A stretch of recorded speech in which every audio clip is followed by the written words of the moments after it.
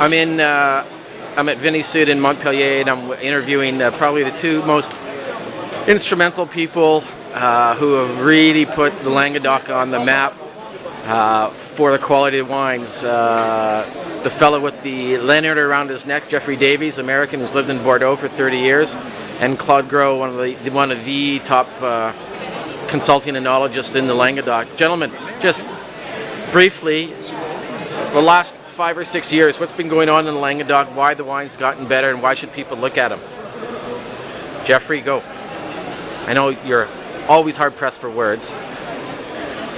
I think we saw a beginning of a real renaissance in quality in the wines of the Languedoc starting in the early 90s, which ran through, I would say, 1998. Bordeaux stepped back in 2000 and sort of reclaimed the mantle for great value wines.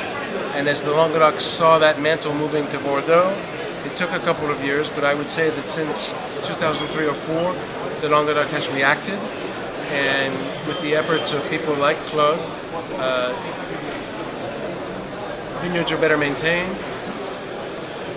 The grapes are harvested at optimal ripeness and carefully by hand in the serious estates.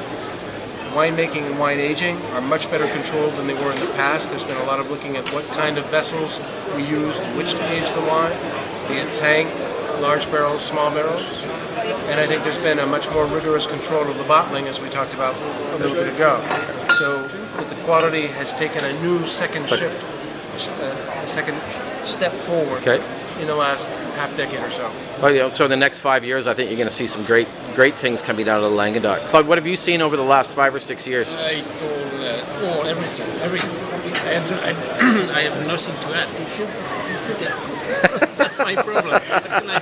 He takes. Should have spoken first. So why'd you bother to learn English if he's going to talk for you all the time? But no, really, big effort in buying in the parcel, you know.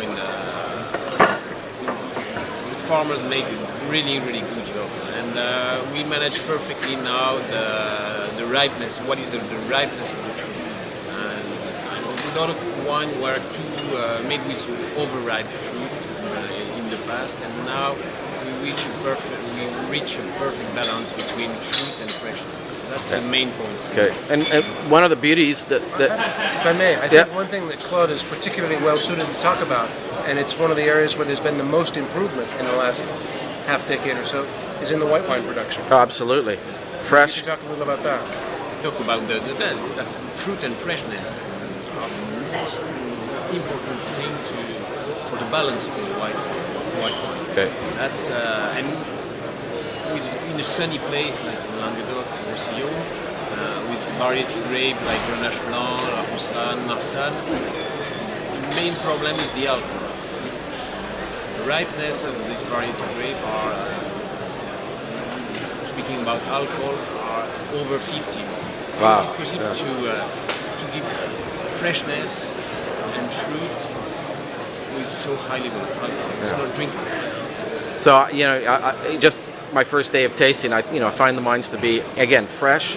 You want that second glass, and that's the key. In the old days, you didn't really want to have that second glass. And so with that, I'm going to let you guys go. Now Jeffrey has to head back to Bordeaux, and I got to keep on tasting. So thank you, gentlemen, for that interview. Cheers. Thank you, John. Thank you.